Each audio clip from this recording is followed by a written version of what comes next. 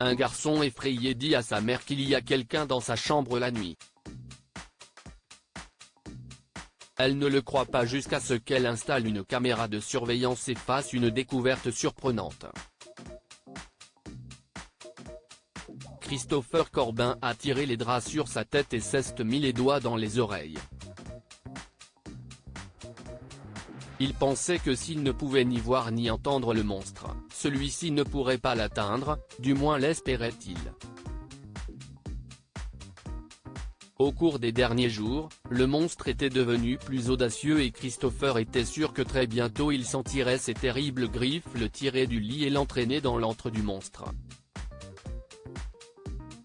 Il serait alors perdu à jamais, et sa mère ne pourrait pas le retrouver. Lacey Corbin regarde Christopher, 7 ans, avec inquiétude. Son fils, habituellement turbulent et bavard, est très silencieux et picore les céréales qu'il dévore habituellement au petit déjeuner. Chris, chérie, dit-elle. Qu'est-ce ce qui se passe? Rien, a dit Chris, mais à la façon dont il détournait le regard, Lacey savait qu'il ne lui disait pas la vérité. Viens, chérie, dit Lacey avec douceur, en s'asseyant à côté de Chris et en mettant son bras autour de lui. Je vois que tu es bouleversé. S'il te plaît, dis-moi ce qui ne va pas. Chris l'a regardé avec des yeux tragiques. Tu ne me croiras pas, dit-il tristement. Si, je te croirai, je te le promets, dit Lacey sérieusement. Je croise mon cœur. Il y a un monstre dans ma chambre, lui a chuchoté Chris à l'oreille. Il vit dans mon placard et il se promène la nuit et vient dans la cuisine pour manger. Mais je pense qu'un de ces jours, il va me manger moi. La première réaction de Lacey fut de rire, mais elle vit les ombres noires sous les yeux effrayés de son fils. Ce n'était peut-être qu'un fantasme, mais c'était réel pour Chris. Ok, chérie, a dit Lacey. Je vais mettre une veilleuse pour effrayer le monstre. Chris semblait plus heureux. Tu crois que ça va marcher? Demanda-t-il. Oui, bien sûr, dit Lacey. Les monstres du placard fondent à la lumière. Tu verras. Mais le lendemain matin, Chris était plus effrayé que jamais. Maman, j'ai failli le voir, a crié Chris. J'ai vu son ombre à travers les draps à cause de la veilleuse. Il n'a pas fondu, maman. Écoute, Chris, dit Lacey. Je vais attraper ton monstre. Tu te souviens de la caméra que maman a achetée quand tu étais petit? Celle qui ressemble à un ours en peluche? Demanda Chris. Oui, dit Lacey. Je vais la mettre dans ta chambre ce soir, et si quelque chose bouge là-dedans, elle le filmera. Nous attraperons le monstre sur le fait. Bien sûr, Lacey ne s'attendait pas à ce que la caméra attrape quoi que ce soit, et encore moins un monstre. Elle voulait juste mettre son fils à l'aise. Le lendemain matin, elle s'est assise pour prendre le petit déjeuner avec Chris et a téléchargé la vidéo de la caméra. Sa bouche s'est ouverte. Dans la vidéo en noir et blanc montrant la chambre de Chris, la porte du placard s'ouvre et une petite silhouette en sort en courant. Il y avait quelque chose de caché dans le placard de Chris. Lacey a sauté et a couru à l'étage. Elle a ouvert la porte du placard et a poussé les boîtes de jouets de côté. Juste au fond, recroquevillé en boule, se trouvait un petit garçon qui avait à peu près l'âge de Chris. Il s'est mis à pleurer quand il a vu Lacey et elle l'a gentiment fait sortir.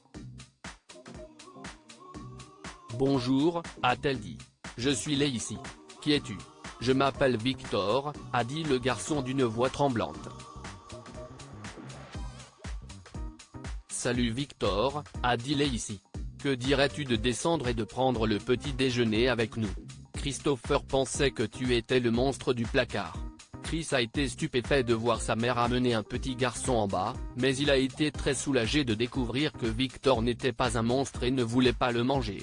Victor raconta à Lacey qu'il était venu à la fête du 7e anniversaire de Chris 2 semaines auparavant avec un ami, et qu'il avait tellement aimé la famille qu'il avait décidé de rester. « Mais qu'en est-il de ta mère ?» a demandé Lacey. « Elle ne va pas s'inquiéter ?» Victor a secoué la tête. « Non, a-t-il répondu. Ma mère est morte. Mon père a épousé Marga et elle ne m'aime pas. S'il vous plaît, ne me faites pas rentrer chez moi. » Mais bien sûr, Lacey a été obligée de ramener Victor à la maison. Elle a immédiatement su qu'il disait la vérité quand elle a vu la façon dont sa belle-mère l'a tiré à l'intérieur par le bras. « Stupide garçon », a-t-elle crié. « Pas de dîner pour toi ». La femme a tourné un sourire charmant vers Lacey et a expliqué qu'il avait pensé que Victor était avec un ami.